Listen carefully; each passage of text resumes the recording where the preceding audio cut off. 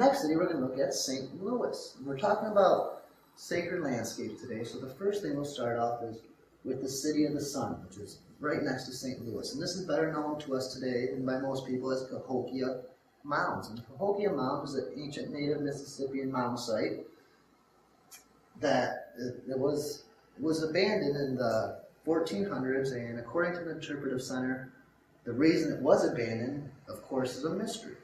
Well, what I'd like to point out here is Monk's Mound. Monk's Mound is the largest earthen structure in the Western Hemisphere.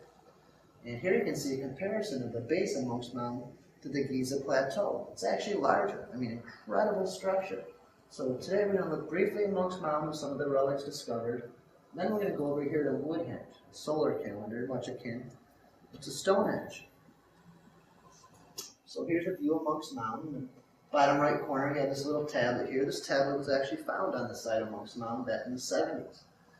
Become known as the Birdman tablet. Kind of like Detroit. Remember the mounds and the tablets? This is a common theme. The Birdman tablet, according to the Interpretive Center, the feathered Birdman that represents the upper world and this world, and the snake-like cross-hatching on the back, as they describe it, represents the underworld. We'll get back to this Birdman tablet in just a minute. But here's a view from on top of Monk's Mound, looking at our next destination of the the Gateway Arch over there. But before we go there, I just want to briefly look at Woodhenge. And scholars believe that Woodhenge, it was a solar horizon calendar that they would track the movements of the sun and of the stars. Now, what's interesting about Woodhenge, it was rebuilt 5 times. When they did excavation, they realized this fact. The first time was one center pole surrounded by 12 poles. Each time this number doubled, and the 5th and final time was one center pole surrounded by 72 poles. Now, that rang a bell when I heard that. So I went back in the Interpretive Center and started doing some digging about Woodhenge, and they said, number 72, well, that one's got us baffled. Number 72 poles remains a mystery. Well, that kind of took me back, because when I hear the number 72, I automatically was thinking precession of the equinox, the revelation that proceeds at the rate of 1 degree every 72 years. Complete cycle taking about 26,000 years, coming to a close in 2012. Now, according to Graham Hancock, this number 72, this is the ruling number of the precessional code. It's been found in ancient sites around the world.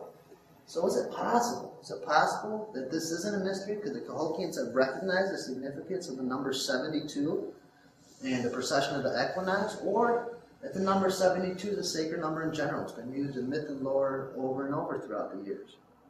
Well, I think they did. And the reason I say that is because a few years ago, they decided to excavate this mound that was unexcavated at the time. Only 1% of Cahokia has been excavated, by the way. They take measurements of it, first thing, and realize this mound is 72 feet wide and 140 feet long. They decided, let's call this Mound 72. Well, guess what's found in Mound 72? More relics than anywhere else at Cahokia. Thousands and thousands of relics and beads, 300 people, but most importantly, what they believe was the king or the leader who happened to be buried in Mound 72. Now, there's more relics discovered in this area. Here's another one of the Ramey tablet, and it has 2 faces on it, and they say these faces must have been wearing masks, because this don't look like the Cahokians. When I look at it, it kind of looks Mesoamerican to me, but according to the Interpretive Center, they must have been wearing masks at some ceremony. Next to that's another Birdman tablet, which brings me back to the Birdman tablet we were just discussing. When I see Birdman, I'm thinking feathered, and I see the snake-like cross-hatching on the back, I'm thinking serpent. Well, there was another feathered or plumed serpent down in Mesoamerica. This deity was named Quetzalcoatl, sometimes even referred to as the Pale One. But is there any way we can make this connection here at Cahokia with the plumed serpent and the Pale One? Is there any myth and lore that would back up this idea? Well, there actually is. In L. Taylor Hanson's book, He Walked the Americas, L. Taylor Hanson went from native tribes all the way from Mexico up into Canada and took down their myth and lores of a pale prophet, Messiah, visiting North America.